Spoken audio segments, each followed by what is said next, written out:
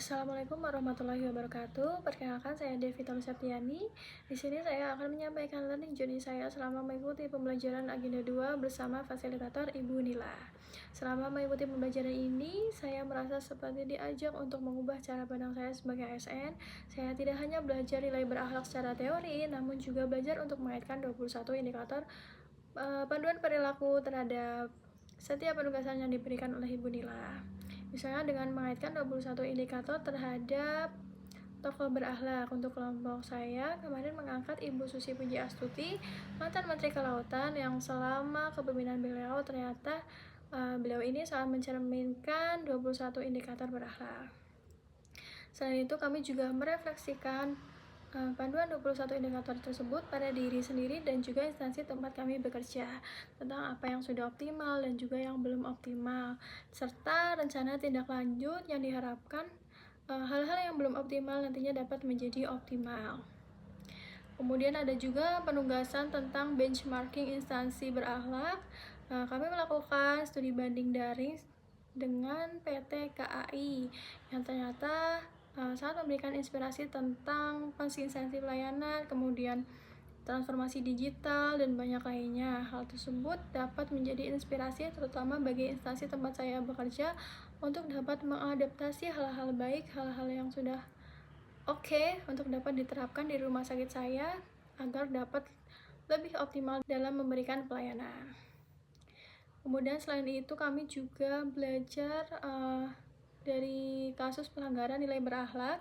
Contohnya kami mengangkat isu korupsi tata kelola impor minyak nasional. Di situ kami memaknai bahwa transparansi, integritas, dan juga pengawasan itu sangat penting.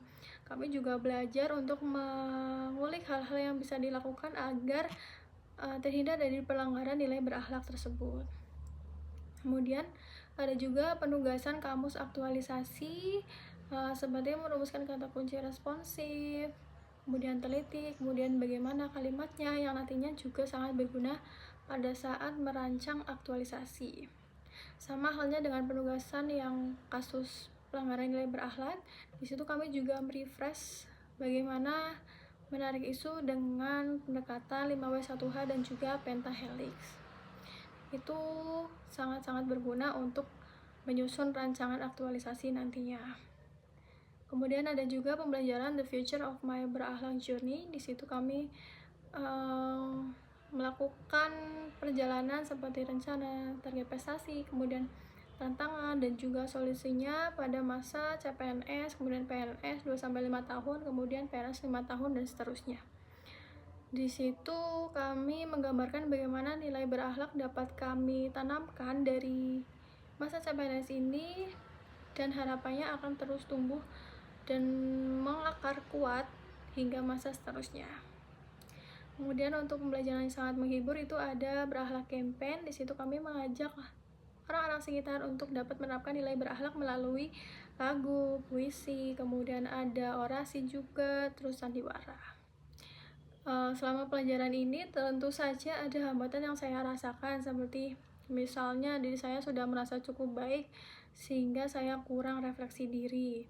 Selain itu, untuk menerapkan nilai berakhlak ini juga perlu konsisten, yang tidak mudah karena mungkin ada beberapa hambatan seperti tekanan target, kemudian keterbatasan waktu, kemudian perbedaan pola pikir, dan lain-lain. Namun dari situ muncul ide bahwa nilai berakhlak perlu lebih sering dibahas terutama dalam tim. Tidak hanya saat pembelajaran saja, tapi bisa kita lakukan misalnya setelah melakukan pelayanan. Kita bisa bertanya pada diri sendiri, apakah hari ini pelayanan sudah optimal, sudah akuntabel, sudah berorientasi pelayanan. Kemudian saya sadar bahwa hal-hal kecil seperti komunikasi terbuka dan juga respon cepat ternyata juga sama pentingnya. Sebagai tindak lanjut, saya berkomitmen untuk lebih menerapkan nilai-nilai berakhlak terutama dalam kehidupan sehari-hari saya. Dan juga saya ingin membangun budaya kerja yang positif melalui integritas dan kolaborasi, dan juga mengajak rekan-rekan sekitar saya untuk menanamkan nilai berakhlak. Saya paham bahwa membangun budaya berakhlak adalah proses jangka panjang yang tidak instan, namun bisa dilakukan dengan hal-hal kecil dan konsisten. Dan saya ingin menjadi bagian dari proses tersebut.